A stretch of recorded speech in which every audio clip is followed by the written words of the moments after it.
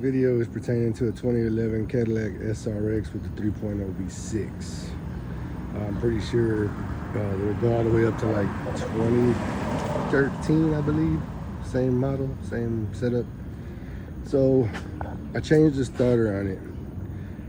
There's like 100 videos on YouTube about how to change the starter. I won't get too detailed in it. I just tell you, you have to remove the bank tube, exhaust manifold in the front, 4 bolts, move that out the way in order to gain access to pull the starter out. And that's up top.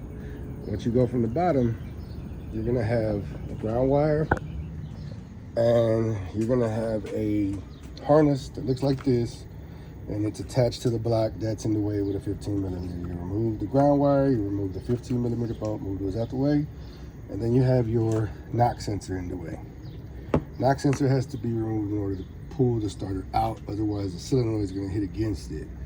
So I removed the knock sensor, I unplugged the solenoid, just undid the little safety clip right there, pushed down that little tab right there, lift up on it, push down on that tab, unclip, 13mm bolt there, pulled off the knock sensor. I did the install procedure on the starter, put everything back together.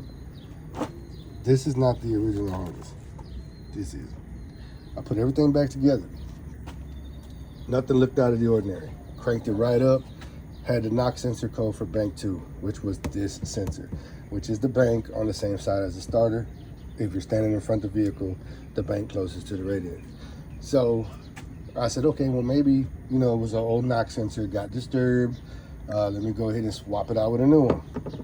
Swap it out with a new one to no avail. Still got the knock sensor code. Now mind you, I've had some vehicles with a knock sensor code that didn't affect drivability at all, just through the code.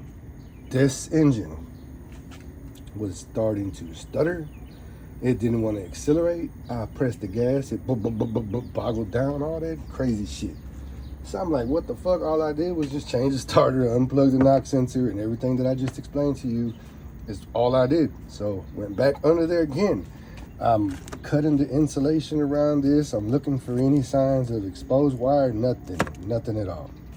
So I'm over here beat myself in the head like, what the fuck could it be? Like, you know, how does this happen?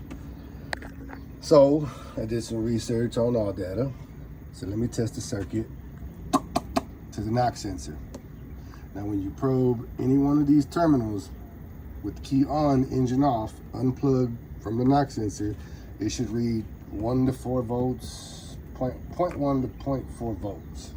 You should have some type of reading that's not going to exceed 4 or 6, something like that.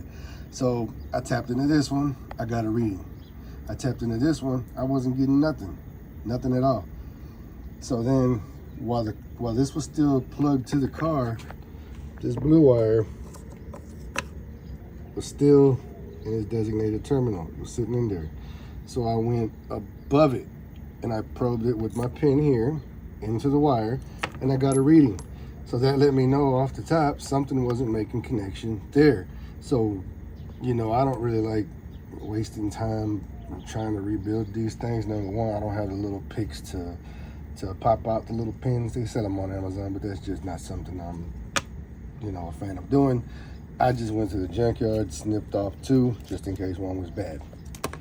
Cut it off. As soon as I snipped it from here, this wire just fell out with no kind of force or nothing. It just kind of fell out when I took off the whole thing.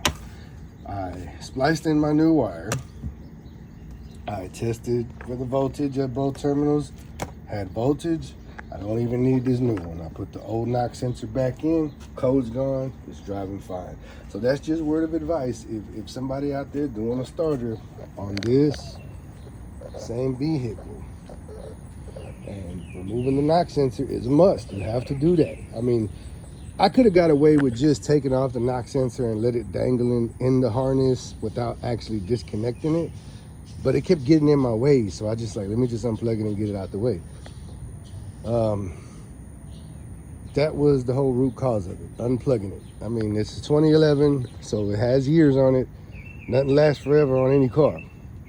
So I'm just glad that this was my own vehicle and it wasn't a customer's vehicle, because if it was a customer's vehicle, I probably would have been hearing the same old bullshit. Oh, he's trying to get down on me. Oh, he's trying to fix. Man, come on. Shit happens. Understand it. This is an explanation of what happened to this vehicle. So I hope it helps somebody that's, you know, gonna do a starter job on one of these cars, now that they're a little bit older, and the same thing happens to you involving a knock sensor, bank 2 knock sensor. And I had 3 codes, 330, 334, and 3, I forgot the other one, but they were all pertaining to the circuit and the actual knock sensor. But like I said, upon visual inspection of it, then nothing looked wrong. Nothing looked wrong at all. So don't do like I did and overthink it. Just go straight to that connector and test for voltage at them pins and get your answer right then and there.